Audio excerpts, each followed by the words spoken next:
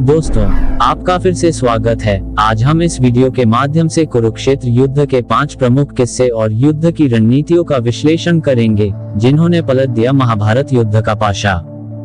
दोस्तों, अगर आप इसके बारे में जानना चाहते हैं तो आपसे अनुरोध है कि वीडियो को अंत तक देखें ताकि आपको पूरी जानकारी मिल सके, और आप सभी से निवेदन है कि और भी वीडियो देखने के लिए मंथन वार्ता चैनल को सब्सक्राइब करें। तो दोस्तों, चलिए जानते हैं कुरुक्षेत्र युद्ध के 5 प्रमुख किस्से और रणनीति। कुरुक्षेत्र युद्ध, जो महाभारत का मूल केंद्र है, भारत के इतिहास का एक प्रमुख युद्ध है। ये युद्ध पांडवों और कौरवों के बीच 18 दिन तक चला और इसमें अनेक महत्वपूर्ण घटनाएं और युद्ध नीतियां देखने को मिली। कुरुक्षेत्र युद्ध के कुछ प्रमुख किस्सों और युद्ध की रणनीतियां। 1. भगवद गीता का उत्पत्ति। महाभारत के युद्ध में भगवान श्री कृष्ण ने अर्जुन को गीता का उपदेश दिया, जिसके बाद अर्जुन ने महाभारत के युद्ध में लड़ना शुरू किया। भगवद गीता में कही गई बातों को महत्व आज भी उसी प्रकार बना हुआ है जितना कि उस समय युद्ध की भूमि में था। लेकिन क्या आप जानते हैं कि श्री कृष्ण भगवान को भगवद गीता का उपदेश देने की आवश्यकता क्यों पड़ी? गीता की उत्पत्ति कौरव और पांडवों के युद्ध के समय कुरुक्षेत्र में मानी जाती है। भगवान श्री कृष्ण अर्जुन के रथ के सारथी बने थे। जब युद्ध भूमि में अर्जुन ने देखा कि विपक्ष में उन्हीं का परिवार खड़ा है, जिसके कारण वह परिवार के मोह से घिर गए, तब अर्जुन ने भगवान श्री कृष्ण से कहा कि यह तो अधर्म है। मैं अपने ही परिवार के साथ राज्य के लिए कैसे लड़ सकता हूँ? अर्जुन ने कहा कि हे माधव, अपने ही परिवार के विरुद्ध मैं खड़ा नहीं हो सकता। तब श्री कृष्ण ने कुरुक्षेत्र के मैदान में अर्जुन को उपदेश देते हुए कहा कि हे पार्थ, तुम्हें अपने क्षत्रिय धर्म का पालन करना चाहिए और एक क्षत्रिय की भांति अपने अधिकारों के लिए लड़ना चाहिए। गीता के उपदेश द्वारा भगवान ने युद्ध भूमि में अर्जुन के टूटे हुए मनोबल को जोड़ने का भी काम किया, जिसके बाद अर्जुन युद्ध के लिए तैयार हो गए और धर्म की रक्षा के लिए उसने शस्त्र उठाए। कैसे पड़ा गीता नाम? गीता शब्द का अर्थ है गीत और भगवत शब्द का अर्थ है भगवान। श्री कृष्ण ने अपना उपदेश गायन के माध्यम से दिया था, इसलिए इसे गीता कहा जाता है। अक्सर भगवत गीता को भगवान का गीत कहा जाता है। 2. अभिमन्यु का चक्रव्यूह भेदन। महाभारत का भयंकर युद्ध चल रहा था। अर्जुन युद्ध करते करते रणक्षेत्र से काफी दूर निकल गए थे। इस अवसर का लाभ उठाते हुए अर्जुन की अनुपस्थिति में पांडवों को पराजित करने के लिए गुरु द्रोणाचार्य ने चक्रव्यूह की रचना की। अर्जुन पुत्र अभिमन्यु उस चक्रव्यूह को भेदने के लिए उसमें प्रवेश कर गया। अभिमन्यु ने कुशलतापूर्वक उस चक्रव्यूह के 6 चरण भेद लिए। जब वह 7वें चरण में प्रवेश कर गया तो उसे दुर्योधन, जयद्रथ आदि 7 महारथियों ने घेर लिया तथा उस निहत्थे अभिमन्यु पर टूट पड़े। जयद्रथ ने निहत्थे अभिमन्यु पर पीछे से जोरदार प्रहार किया। वह वार इतना तीव्र एवं घातक था कि अभिमन्यु उसे सहन न कर सका तथा वीरगति को प्राप्त हो गया। अभिमन्यु की मृत्यु का समाचार सुनकर अर्जुन क्रोध से पागल हो उठे। उन्होंने तभी प्रतिज्ञा की कि यदि अगले दिन सूर्यास्त से पूर्व उन्होंने अपने पुत्र की हत्या करने वाले कौरवों के जयद्रथ का वध नहीं किया तो वह आत्मदाह कर लेंगे। उसके बलिदान ने पांडवों के मनोबल को गिरा दिया, लेकिन साथ ही कौरवों के विरुद्ध बदले की भावना भी जगाई। 3. गुरु द्रोण का युद्ध और मृत्यु। महाभारत के युद्ध में गुरु द्रोण कौरवों की तरफ से लड़े थे। भीष्म के शरशैया पर लेटने के बाद कर्ण के कहने पर द्रोणाचार्य को सेनापति बनाया गया। गुरु द्रोण की संहारक शक्ति बढ़ती देखकर पांडवों के खेमे में दहशत फैल गई। द्रोणाचार्य और उनके पुत्र अश्वत्थामा का रौद्र रूप देखकर पांडवों को अपनी हार नजदीक नजर आ रही थी। पांडवों की ऐसी स्थिति देखने के बाद श्री कृष्ण ने भेद यानी की चालें चलेने के लिए कहा। इस योजना के अनुसार युद्ध में ये बात फैला दी गई कि अश्वत्थामा मारा गया, मगर धर्मराज युधिष्ठिर झूठ बोलने के लिए राजी नहीं हुए। ऐसे में अवंतिराज के एक हाथी जिसका नाम अश्वत्थामा था, उसका भीम द्वारा वध कर दिया गया।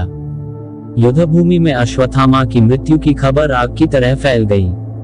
गुरु द्रोणाचार्य स्वयं इस बात की पुष्टि के लिए युधिष्ठिर के पास आए, मगर जैसे ही धर्मराज ने उत्तर दिया कि अश्वत्थामा मारा गया परंतु हाथी, श्री कृष्ण ने उसी समय शंखनाद कर दिया। उस ध्वनि के कारण द्रोणाचार्य आखिरी के शब्द परंतु हाथी नहीं सुन पाए।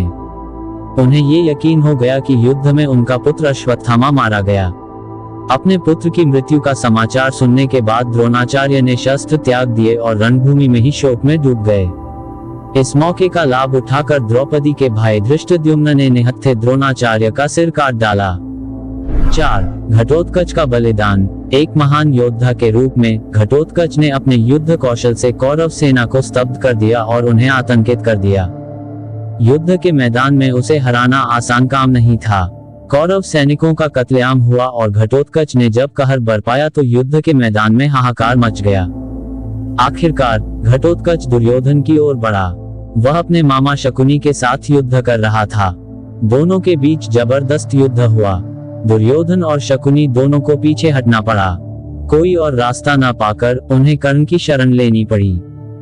कर्ण ने दोनों को घटोत्कच के क्रोध से बचाने की पूरी कोशिश की, लेकिन वह सफल नहीं हो सका।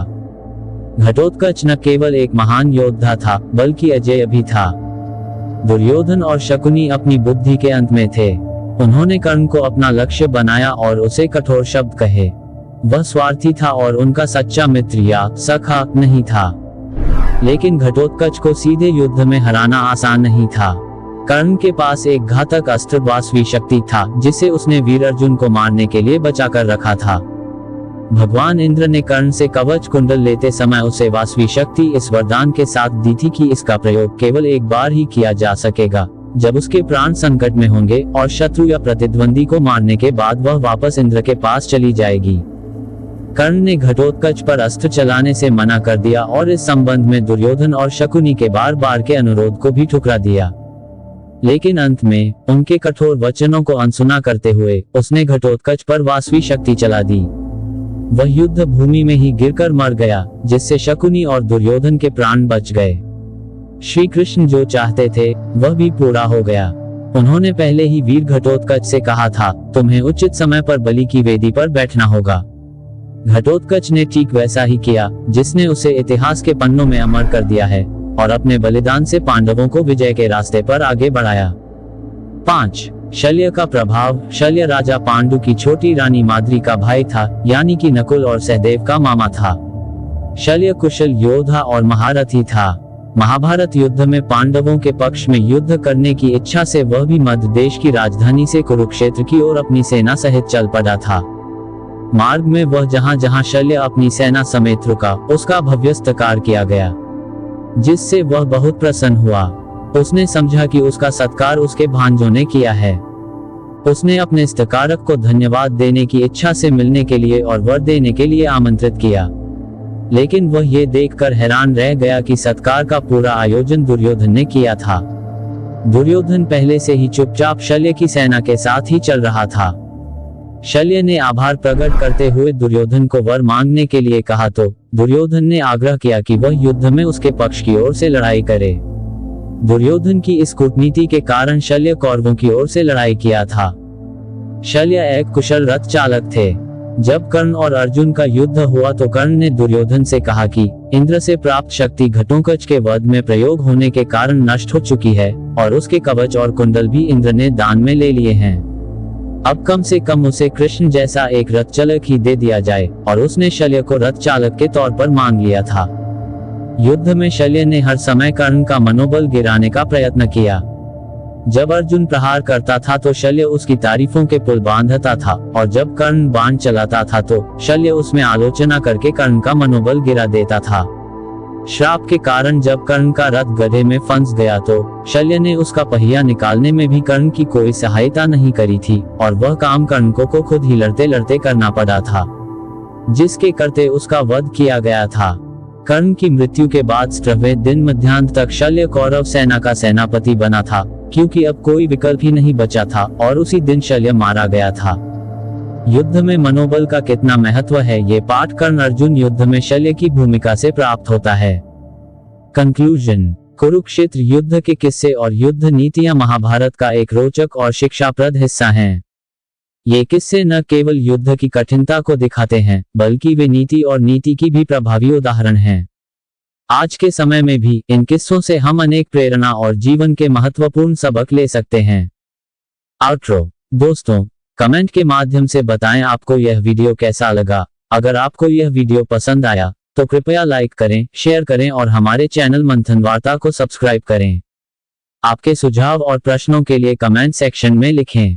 आपका बहुत बहुत धन्यवाद। जय हिंद, जय भारत।